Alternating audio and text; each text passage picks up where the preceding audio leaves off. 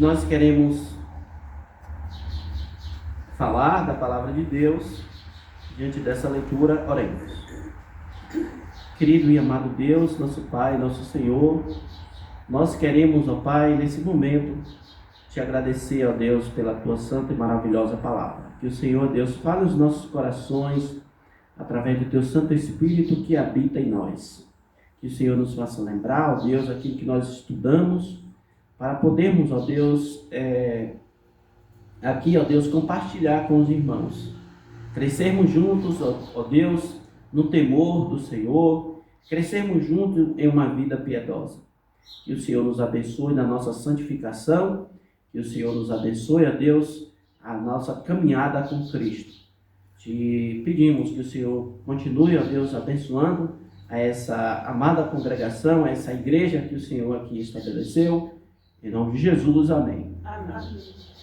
Então, amados irmãos, queremos falar hoje sobre a identidade daquele que vem. O texto que o irmão Misael leu, no Evangelho de João, capítulo 1, versículo de 29 ao versículo 34. Eu vou ler novamente, irmãos, esse texto, para nós termos, clarear mais o nosso entendimento. Foi uma boa leitura que o irmão fez, e nós iremos ler de novo, que clareará mais ainda um pouco.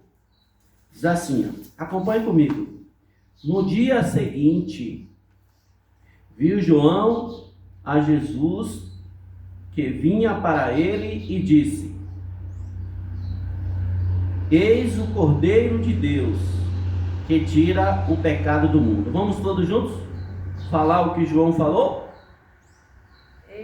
Eis o Cordeiro de Deus que tira o pecado do mundo. É este a favor de quem eu disse: após mim vem um varão que tem a primazia, porque já existia antes de mim. Eu mesmo não o conhecia, mas a fim de que ele fosse manifestado a Israel, vim por isso batizando com água. João testemunhou dizendo: vi o Espírito descer do céu como pomba e pousar sobre ele. Eu não conhecia, aquele, porém, que me enviou a batizar com água, me disse: aquele sobre quem vier descer e pousar o Espírito, esse é o que batiza com o Espírito Santo. Pois eu de fato vi e tenho testificado que ele é o Filho de Deus. Vamos ler junto o versículo 34? Pois eu de fato vi e tenho testificado que ele é o Filho de Deus. A identidade daquele que vem. Qual é a identidade daquele que vem? Como os judeus poderiam saber a identidade daquele que viria, daquele que vem? Irmãos, a identidade que nós podemos identificar a Jesus é uma identidade muito simples, mas nós queremos imaginar da seguinte forma: como é, irmãos, que no Antigo Testamento e também no Novo, as pessoas identificavam algo na história, ou uma família, ou uma tribo. Eles identificavam metaforicamente por um animal que Deus criou. Veja bem, Judá, qual é o animal que identifica uma tribo de Judá? O leão. O leão da tribo de Judá. Então, para identificar aquela tribo, uma metáfora para aquela tribo é um leão, pois ele é o leão da tribo de Judá. Quando diz que Jesus é o leão da tribo de Judá, é porque ele descende da linhagem de Judá, da linhagem real. E a tribo de Judá é a tribo da linhagem real, do rei Davi. E Jesus veio de Judá, da tribo de Judá. Amados irmãos, então, leão, o leão representa a tribo de Judá, para identificar aquela tribo. Em Gênesis capítulo 49, a partir do versículo 1, já é o final ali da vida de Jacó, e Jacó vai abençoar os seus filhos. Isso era comum naquela época, em que quando no final da vida, os pais, eles passavam a bênção para os filhos. E tinha aquele momento, quando ele já achava que já estava próximo à sua partida, ele chamava, reunia a família, né? O patriarca reunia os seus filhos, impôs as mãos sobre ele, né? E ali passava as bênçãos. E eles eram abençoados conforme o pai dissesse, né? Conforme o pai ali desse a bênção, assim era. E eu creio que assim é até o dia de hoje. Porque, irmãos, a palavra dos nossos pais, ela tem poder. Ela tem o poder. E lá no capítulo 49, Jacó no final de sua vida, Israel no final de sua vida, prediz as suas bênçãos. E ele vai distribuir ali, a identidade daquelas tribos, de cada um dos seus filhos. Por exemplo, alguns dos seus filhos são identificados como, daquelas tribos, como animais. A exemplo de Judá, que é leão. A exemplo de Isacar, que é jumento forte, né? Ali a tribo de Isacar representava um jumento forte, que estava ali pronto para o trabalho, estava ali disposto para trabalhar. Dan, a identidade ali que representava aquela tribo é serpente, junto ao caminho. E aí Jacó foi distribuindo, falando, né, a identidade de cada filho, que mais tarde representaria as tribos de Israel. Dan seria serpente, Naftali seria gazela. Olha só, aquela tribo, o que identificava aquela tribo de Naftali? Um animal chamado gazela. E tem os seus significados. Benjamim, lobo. Benjamim é lobo. E entendeu, irmãos, como é que a Bíblia identifica? Como é que nós temos aquele animal ali, identifica aquela tribo? E o crente, no Salmo 42, o crente sedento por Deus é identificado como a coça. Assim como a coça suspira pelas correntes das águas, por ti, ó Deus, suspira a minha alma. Assim como esta símile representando a coça, se a gente vê, irmãos, a coça, ela fica sedenta por água, ela grita por água. E o salmista diz: assim como aquela coça é a minha alma para com Deus, sedento de Deus. Identifica o cristão sedento por Deus como uma coça. Os cristãos são identificados, a identidade dos cristãos é ovelha. Não é isso? Nós somos identificados como ovelhas. Veja bem, Jesus disse: as minhas ovelhas ouvem a minha voz. Então nós somos identificados, os servos de Deus, como ovelhas. Por quê? Porque a ovelha é dócil, porque a ovelha é obediente, porque a ovelha ouve a voz do seu pastor, que é Cristo. Ela ouve, porque a ovelha conhece o seu pastor, que é Cristo. Então nós somos identificados como ovelhas. Isso não é interessante? Somos identificados como ovelhas. Aqueles cristãos que pregam a palavra de Deus também é identificado na Bíblia, em Isaías, como águias. Não é isso? Como águias. É identificado como águia. Então isso, irmãos, o que eu quero dizer? Que cada animal traz uma identidade para aquilo que nos representa. Aquilo que nos representa. E para Cristo, irmãos, o que representa Cristo, que animal é? O cordeiro. O cordeiro é que representa Cristo. Nós somos representados como ovelhas, as tribos de Israel como leão, como lobo, como e outros animais, jumento, que é forte, né? Mas Jesus é representado como ovelha, como cordeiro. Como cordeiro.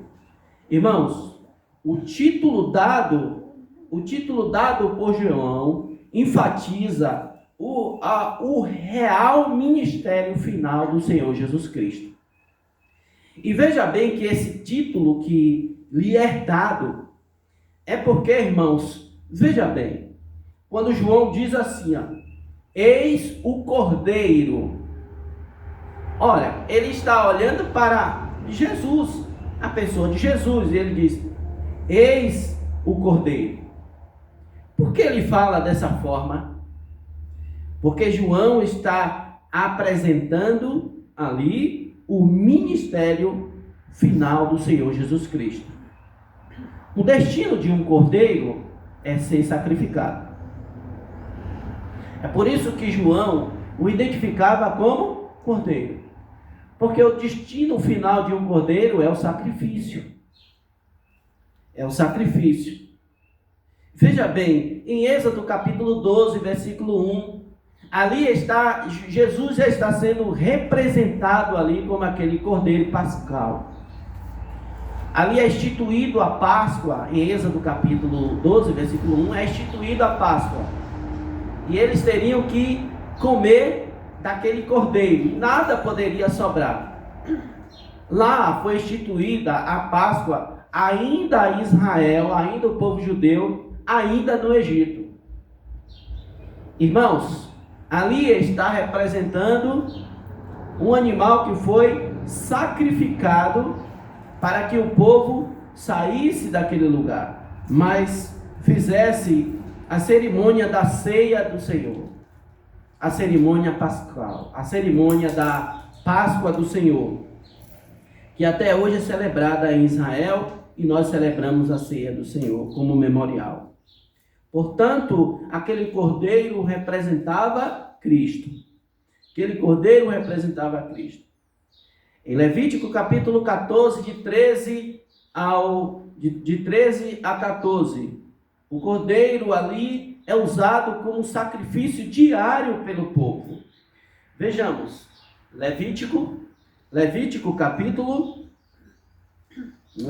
capítulo 14, o cordeiro é usado como sacrifício diário, como expiação, perdão pelo povo. Levítico capítulo 14, de 13 a 14. Diz assim a palavra do Senhor.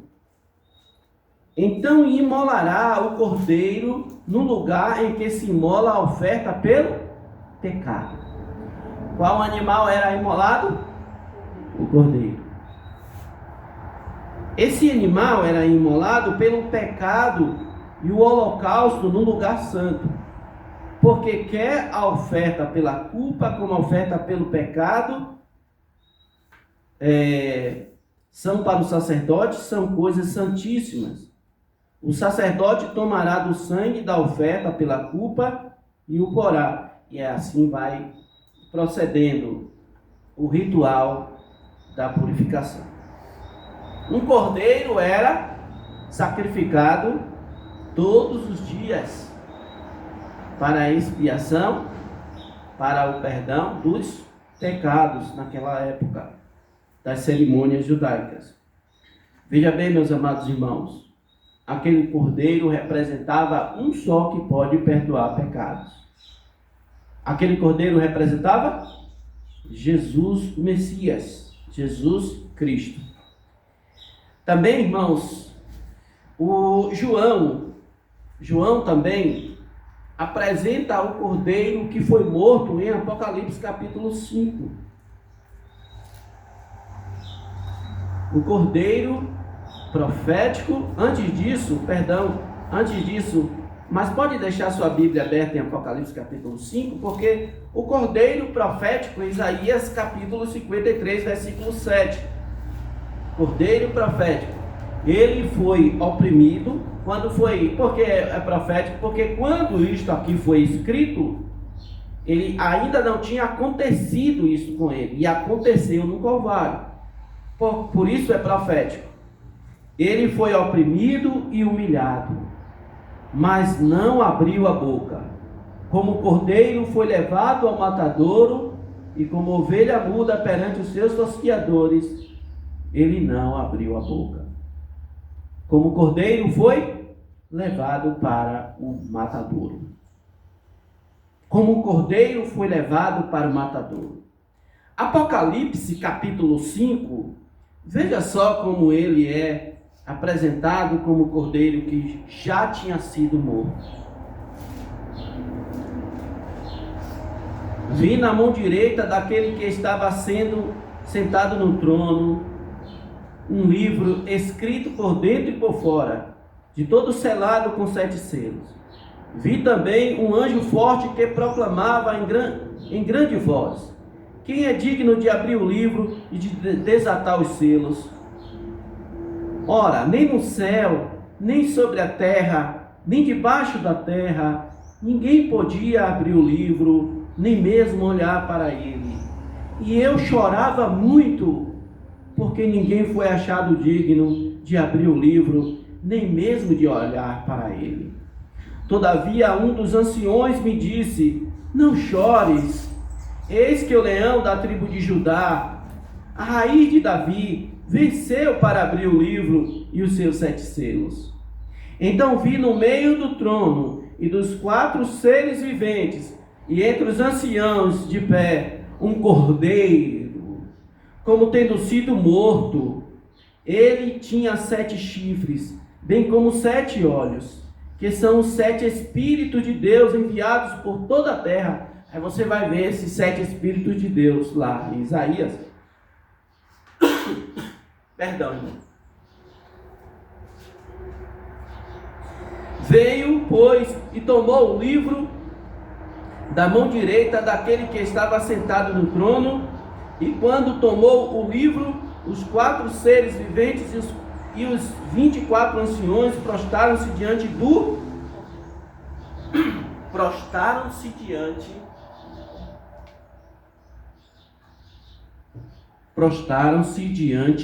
do cordeiro,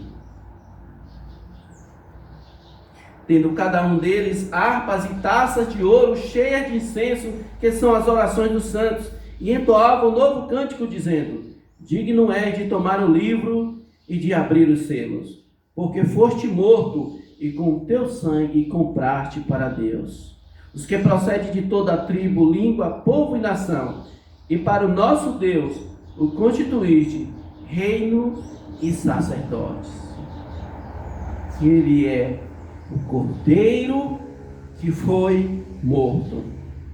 Mas em Apocalipse ainda, capítulo 17, versículo 14, João apresenta o cordeiro triunfante. O cordeiro que triunfou sobre a morte. O cordeiro que é vencedor. Apocalipse capítulo 17, versículo 14, diz a palavra do Senhor: pelejarão eles contra o cordeiro. Contra o cordeiro. E o cordeiro os vencerá. Pois o Senhor dos senhores, é Senhor dos senhores e Rei dos reis. Vencerão também os chamados eleitos e fiéis que se acham com ele. O cordeiro é triunfante, tanto o cordeiro como a sua igreja. Eles sempre vencerão. A luz sempre triunfará sobre as trevas. Amados, além desse triunfo do cordeiro, o autor de Hebreus apresenta-o como o cordeiro que foi sacrificado, e que esse sacrifício ele é eficaz uma vez só. Ele foi sacrificado. Esses cordeiros que eram representativos dele eram sacrificados todos os dias. Mas ele foi sacrificado uma vez só. O autor de Hebreus, em Hebreus capítulo 10, versículo 5, diz assim, falando sobre esse cordeiro. Hebreus capítulo 10, de 5 a 7, diz assim a palavra do Senhor. Por isso, ao entrar no mundo diz, sacrifício e oferta não quiseste, antes um corpo me formaste. Não te deleitaste com holocaustos e oferta pelo pecado. Então eu disse, eis aqui estou, no rolo do livro está escrito ao meu respeito, para fazer, ó Deus, a tua vontade. Depois de dizer, como acima, sacrifícios e oferta não quiseste, nem holocaustos e ablações pelo pecado, nem com isso te deleitaste, coisas que oferece segundo a lei. Então acrescentou, eis aqui estou para fazer, ó Deus, a tua vontade. Remove o primeiro para estabelecer o segundo. Nessa vontade é que temos sido santificados mediante a oferta do corpo de Jesus Cristo, uma vez por todas. É por isso que João, depois ele já tinha sido batizado. Nesse contexto, é uma outra delegação que vem até João no dia seguinte.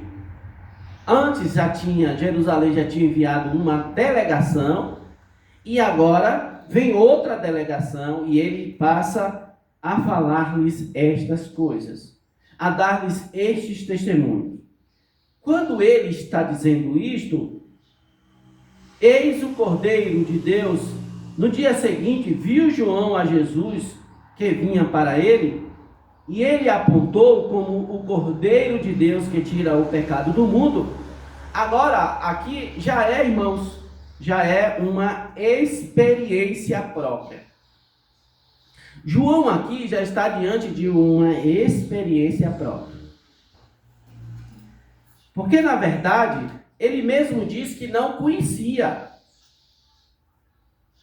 Mas antes disso, meus amados irmãos, de passarmos para isso, queremos refletir sobre esse Cordeiro.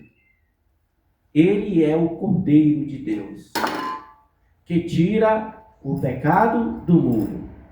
E quando João mostrou Jesus como Cordeiro de Deus, é porque ele estava apontando Jesus como aquele que iria ser sacrificado. Irmãos, pense bem comigo. Pense bem comigo. Em sã consciência, quando nós somos representados, identificados como ovelha, não é uma coisa boa? É uma coisa maravilhosa? Obediência, mansidão, né? Tudo isso é sinônimos para uma ovelha. Mas quando você é apontado como um animal de sacrifício, o que você acha? Você suportaria que alguém lhe apontasse como um animal de sacrifício? Isso é o nosso contexto. Para nós, uma coisa maravilhosa, não é? Ele é o Cordeiro. Olha o contexto do que é ser um cordeiro, identificado como um cordeiro. João aponta para ele e está mostrando, dizendo, ele será sacrificado pela humanidade. Então, no seu ministério, assim que Jesus foi batizado, ele já foi apontado. Ele será sacrificado. O sangue dele será derramado em favor da humanidade. Quando você lê esse versículo, ou até mesmo memorizar João 1, 29, e João dizendo assim, eis o Cordeiro de Deus, que tira o pecado da humanidade, reflita. Que tira o pecado do mundo, reflita. Para a mente de um homem, Porque nós sabemos que Jesus é homem e Deus. Mas, olhando para a humanidade de Cristo, eu serei sacrificado. Você já pensou viver sabendo que você vai ser sacrificado? Sim, meus amados irmãos, mas Jesus sabia e foi obediente. Foi obediente até a morte. E morte de cruz. Morte de cruz. Amados, então, o versículo diz assim, no dia seguinte, no versículo 30, é este a favor de quem eu disse,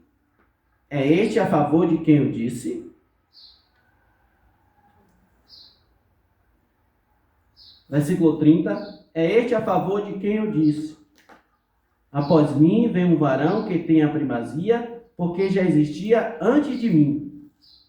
Quando João está falando isso, ele já, no prólogo, já está no versículo 15, ele testemunha isso. Mas ele testemunha, irmãos, assim, ele ainda não tinha conhecido Jesus, apesar que Jesus era o que de João? Primos. Mas assim, ele não sabia que era Jesus que era o Messias.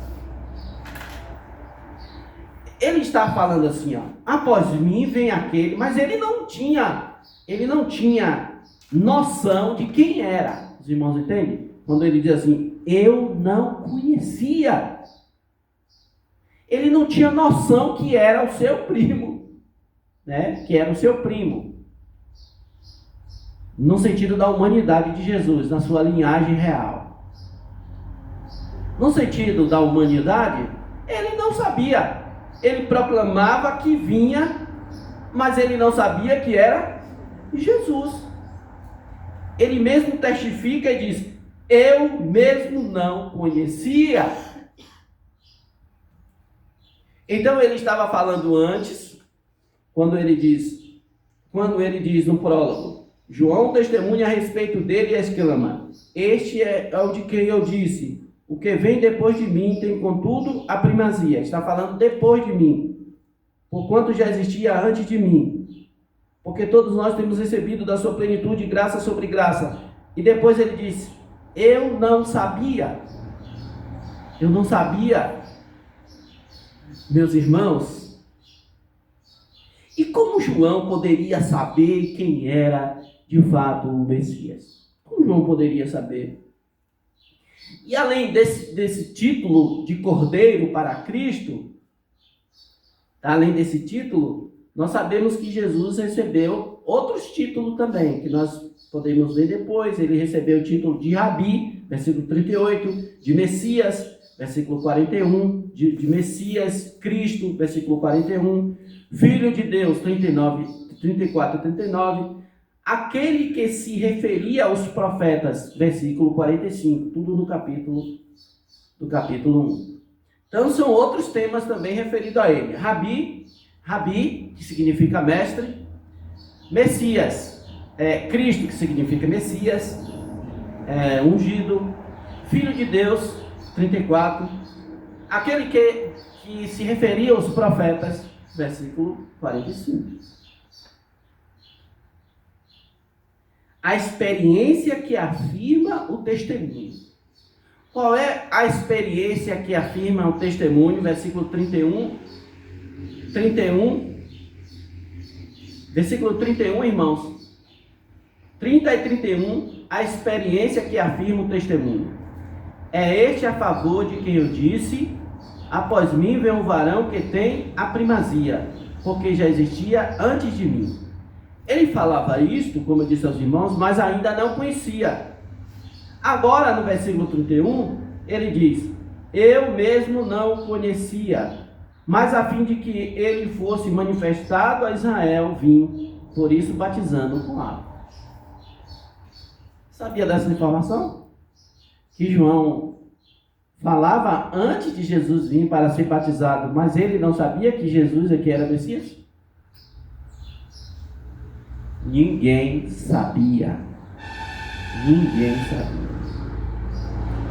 Maria, a mãe de Jesus, ela guardava tudo no coração. Aquele comportamento daquele menino que crescia como carpinteiro, responsabilidade de assumir a família, provavelmente José estava morto, ele morreu. Provavelmente a Bíblia não está bem clara sobre isso, mas é muito provável que Jesus tenha assumido todos os seus irmãos, por ser o primeiro, né? Assumiu ali, era cultural aquilo ali. Jesus assumiu a casa. E ali ele trabalhava como carpinteiro. Quem diria que ele seria o Messias? Um humilde carpinteiro de Nazaré, de onde não se saía nenhum profeta. Olha, como disse, se não me engano, Filipe, ver bem que de Nazaré, que da Galileia, não se sai profeta. Ou seja, um lugar insignificante na história, mas que ali, de fato, estava o Deus homem. Jesus estava encarnado. O Cordeiro de Deus estava ali. Ninguém imaginaria aquele rapaz humilde, aquele rapaz carpinteiro de mãos calejadas. Ninguém imaginaria que ele fosse o Messias. Nem mesmo João Batista. João disse, eu não conhecia, eu não sabia que era ele. Mas o que fez então João saber que era ele? Foi simplesmente ele chegar e ser batizado? Ou algo preparou João antes para que de fato, como quando aquilo acontecesse, ele não duvidasse? Ele não olhasse somente a aparência daquele jovem de 30 anos. Ele não olhasse a aparência, mas olhasse o seu ministério. Isso, irmãos, ele foi preparado por Deus antes. Vejamos. João conhece o Messias, versículo 33. Eu não conhecia aquele, porém, que me enviou a batizar com água, me disse, aquele sobre quem vires descer e pousar o Espírito, esse é o que batiza com o Espírito Santo. Eu não sabia, mas ele foi preparado por quem? Pelo Espírito Santo, por Deus. Ele foi preparado antes. Antes de Jesus vir, que ele não sabia. Aí, Deus disse a João Batista, quando vier aquele que batiza com o Espírito Santo, João, vai acontecer um sinal. Para você identificá-lo como cordeiro, vai acontecer um sinal. O que é que vai acontecer? Vai descer uma pomba sobre ele, que ali é o símbolo, simbolizando naquele momento ali o Espírito Santo. Naquele momento ali o Espírito Santo. E você vai saber quando isso vai acontecer. Você vai poder identificá-lo perfeitamente, nitidamente, sem nenhuma sombra de dúvidas. Vai ser tão claro para você. E João esperava esse momento. Então, chegado determinado tempo, João estava batizando no Rio Jordão. Quem aparece? Jesus, para ser batizado. Em Mateus capítulo 3, versículo 13, diz que João, quando Jesus entrou na água, que João batizou a Jesus, aconteceu aquele fato que João identificou. Mateus capítulo 3, vejamos aí, Mateus capítulo 3. Mateus capítulo 3,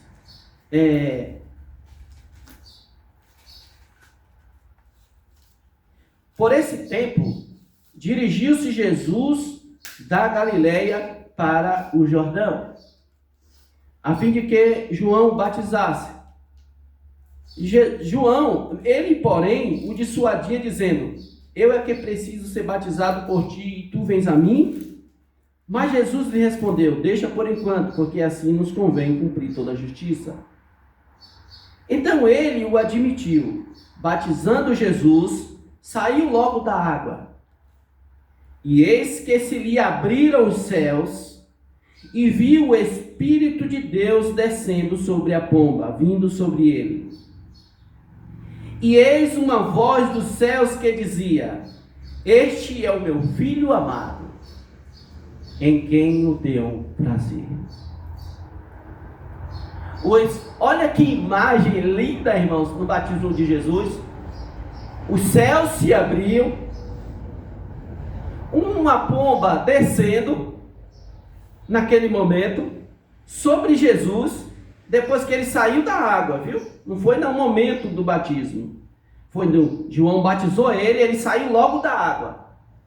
No outro texto, no Evangelho Sinótico, diz que quando ele saiu da água, ele estava orando.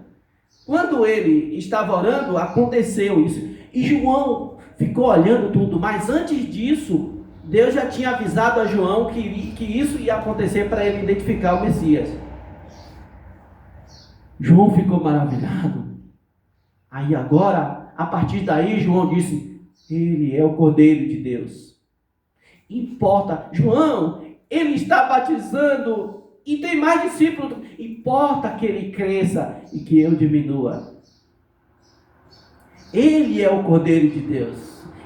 Vão atrás dele. Segue a ele. É ele. Agora João tem uma certeza.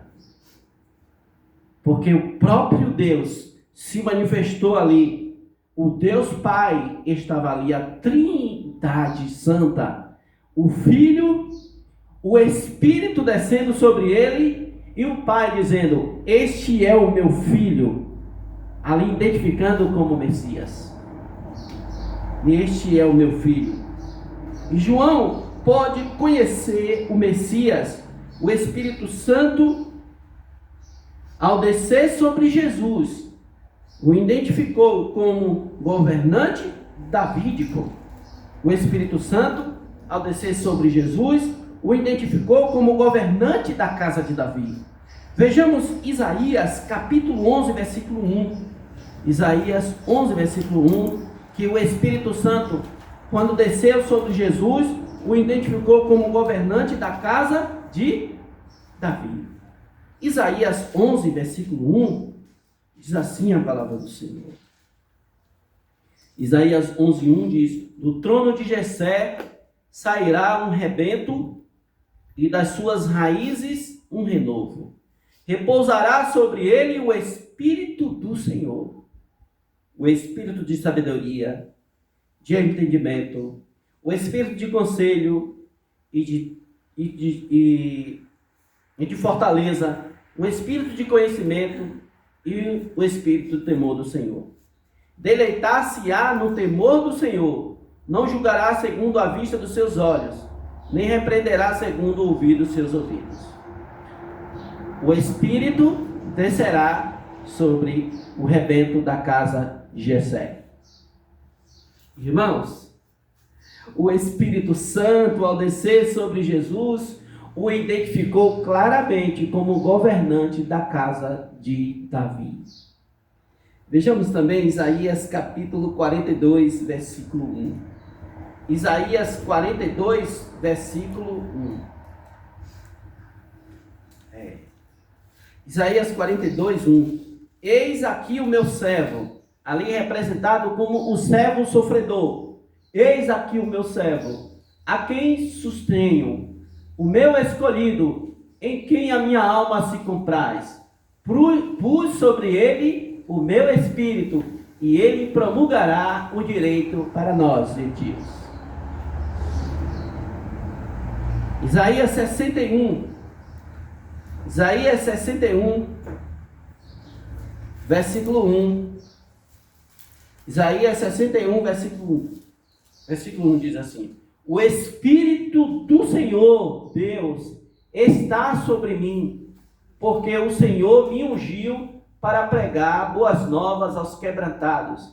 Enviou-me a curar os quebrantados de coração e proclamar libertação aos cativos e pôr em liberdade os algemados. O Espírito do Senhor está sobre mim. e para identificar bem, porque o Espírito ele é invisível, ele usou algo visível para identificá-lo como Espírito do Senhor. O que ele usou? Deus usou um passarinho, uma pomba, né?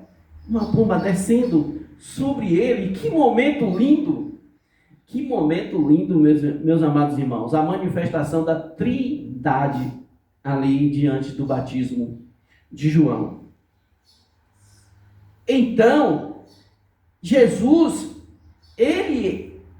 quando o Espírito Santo desce sobre ele pôde ser identificado como governante da casa de Davi. Mas por último, meus amados irmãos, ele pode ser identificado como Filho de Deus.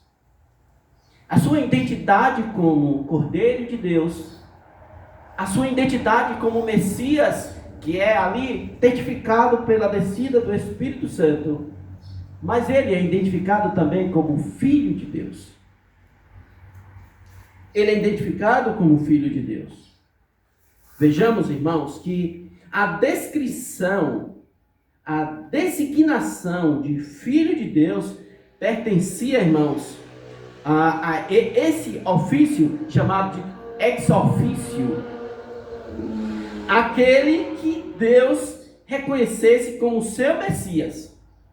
Essa descrição de Filho de Deus, essa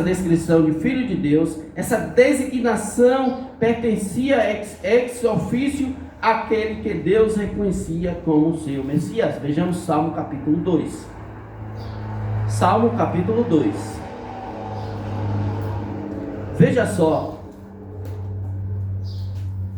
a designação de Filho de Deus é somente para aquele que Deus o identificasse como o seu Messias. Salmo capítulo 2.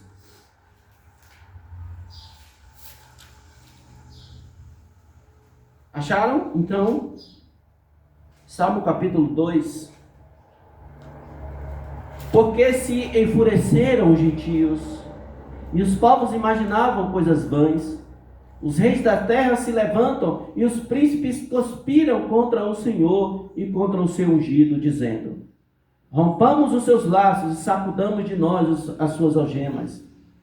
Ri-se aquele que habita nos céus, o Senhor zomba deles. Na sua ira, a seu tempo lhes hás de falar, e no seu furor o confundirá. Olha, irmãos, preste bem atenção nesse versículo. Preste bem atenção.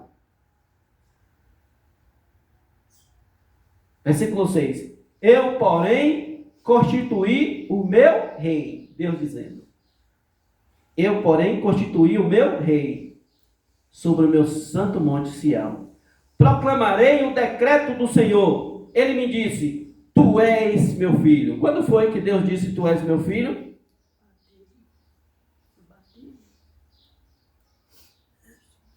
Tu és meu filho. Pedi-me-á, e eu te darei as nações por herança, e as extremidades da terra por tua possessão. Com vara de ferro as regerás, e as despedaçarás, como um vaso de oleiro. Agora, pois, ó rei, sede prudentes, deixai-vos advertir juízes da terra, servi ao Senhor com temor, e alegrai-vos nele com tremor.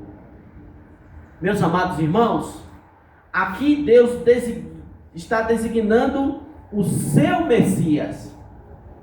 E aquele que Deus designou como seu Messias é o Filho de Deus.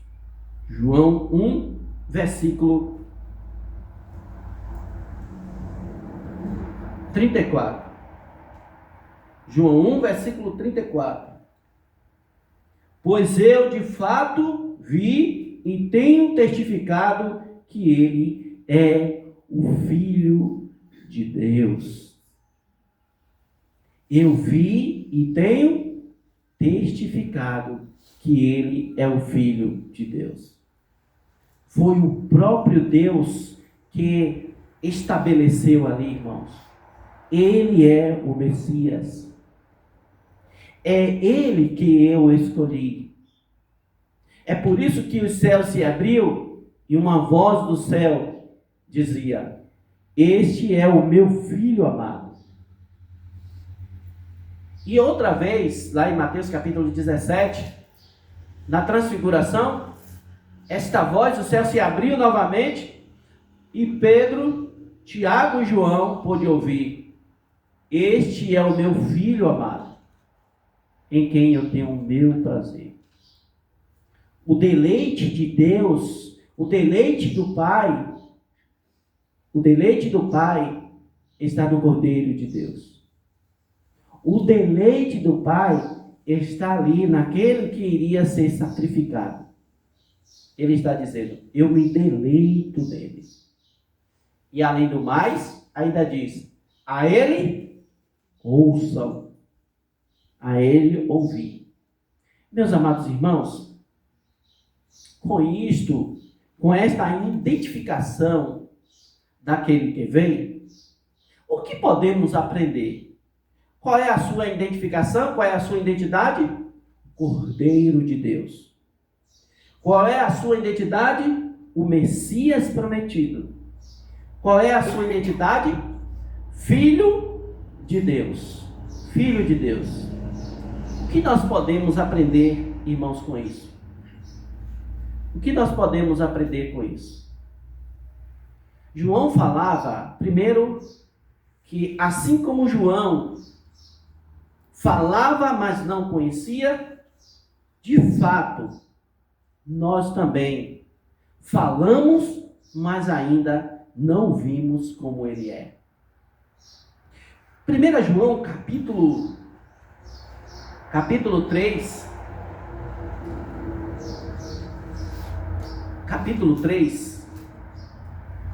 versículo 2 diz assim: amados, agora somos filhos de Deus, e ainda não se manifestou o que haveremos de ser. Sabemos que quando ele se manifestar, seremos semelhantes a ele, porque haveremos de vê-lo como ele é. Ainda não vimos, mas haveremos de vê-lo como ele é. João pregava sobre Cristo, dizia: após mim vem aquele que eu não sou digno nem de desatar e as correias das suas sandálias. Eu não sou digno nem de ser escravo, mas ele não ainda conhecia. E a partir do momento em que ele conheceu, ele disse: ele é o Cordeiro de Deus. Eu vi e tenho testificado. Ele é o Filho de Deus. Amados, nós falamos de Jesus, nós estamos aplanando o seu caminho, mas ainda não vimos como ele é. Como é o seu rosto? Como é a sua aparência? Mas João diz que ele ainda não se manifestou. João está falando do arrebatamento, que quando Jesus vai se manifestar é no arrebatamento. E quando nesse arrebatamento ele se manifestar, e que o nosso corpo mortal for revestido da imortalidade, e o imortal, e o corruptível ser revestido da incorruptibilidade, então, irmãos, vamos trocar aqui. Paulo diz, em Coríntios capítulo 15, versículo, se não me engano, 52, Paulo diz que, então, haveremos de dizer, o que haveremos de dizer? Tragada foi a morte pela vitória. Onde está a morte, o teu aguilhão? Nós também diremos, então, naquele dia, nós havemos de vê-lo como ele é. Como ele é. Queridos irmãos, se nós haveremos de vê-lo como ele é, devemos andar assim como ele andou. Devemos andar como ele andou. A nossa identidade como ovelhas não deve ser perdida. Segundo, a nossa identidade como ovelha não deve ser perdida. Você pode ser identificado como ovelha? Como é uma ovelha? A ovelha é mansa. A ovelha, como é mais a ovelha? Ela é mansa. A ovelha é submissa. A ovelha ouve a voz de Cristo, que é o seu pastor, né? A ovelha é obediente. Quais são os sinônimos que você pode atribuir a uma ovelha? Ela é obediente, ela é mansa, né? Ela ouve a voz do seu pastor. Não perca a sua identidade. Segundo, para a nossa conclusão que nós aprendemos com isso, não perca a sua identidade. Não perca a sua identidade. Nós somos conhecidos como ovelhas. Irmãos, quando a gente vê o comportamento de um cristão e podemos identificar como aquele animal, né? A ovelha era tão mansa, tão dócil, né? Tão flexível, tão obediente, pois assim como Jesus foi identificado como cordeiro que havia de ser sacrificado, assim também nós somos identificados como ovelhas do seu pastorio. Amados, e para concluir este sermão, para concluir esta mensagem, por último, o que devem fazer, irmãos, os seus súditos, que tem Jesus, que sabe que Jesus é o Messias, que Jesus é o Filho de Deus, que Jesus é o Filho de Deus, e que Jesus é o Cordeiro de Deus. O próprio Salmo 2, para encerrar, o Salmo 2, ele vai dizer assim: servi, Salmo 2, versículo 11, servi ao Senhor com temor e alegrai-vos nele com tremor. Que o Senhor Jesus Cristo nos abençoe, que nós possamos, irmãos, entender a sua santa palavra com clareza, assim como ela é. Que o Espírito Santo continue nos ensinando e que a palavra de Deus seja clara aos nossos olhos e que ela venha gerar em nós temor ao Senhor. Assim como diz o Salmo, versículo 2, atribuído ao Messias: servi ao Senhor com temor e alegrai-vos nele com tremor. Porque foi ele que Deus, que o Pai escolheu como Messias. E deu ele como seu maior presente, como a maior manifestação do seu amor, que é Jesus Cristo, o nosso Senhor, o Cordeiro de Deus, que tirou os nossos pecados. Amém. Que Deus nos abençoe na sua palavra.